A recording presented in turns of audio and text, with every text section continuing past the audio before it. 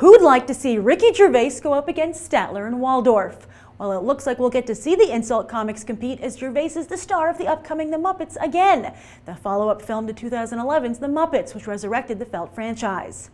Gervais will play the top henchman of Constantine, a Kermit doppelganger who just happens to be the world's #1 criminal.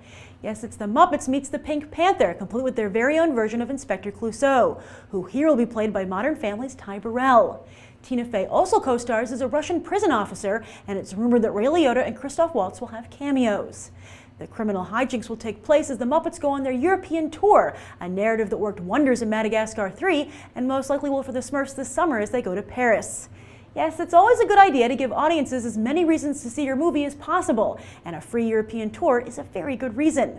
But as the Muppet franchise tries to reclaim its adult roots, they might find themselves going up against Brian Henson, son of Jim Henson, as he ups the ante with the Happy Time Murders.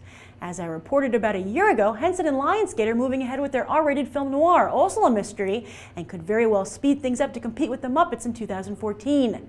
And while Disney purchased the Muppets franchise in 2004, they can't stop Henson from making a puppet movie. After all, Henson still owns the rights to the Fraggles, Sesame Street has always been its own entity, and nobody could stop Avenue Q, could they? How adult do audiences want their Muppets? The answer is probably pretty adult, as Avenue Q has been a smash hit and the Muppets were at their height of their popularity when they were on in prime time with their own version of Saturday Night Live. In fact, the Muppets weren't really for kids until the success of the Muppet Babies back in the late 1980s and early 90s.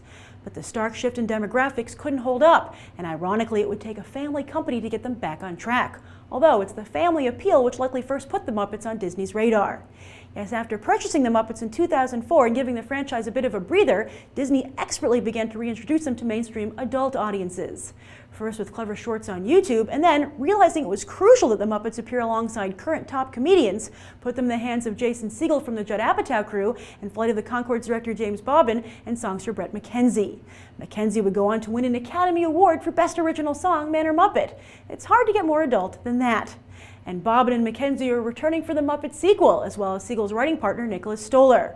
But it is important to note that despite the success of 2011's The Muppets, it still came nowhere near the success of the original Muppet movie, which was one of the top 10 grossing films of 1979 and equaled $200 million in today's dollars.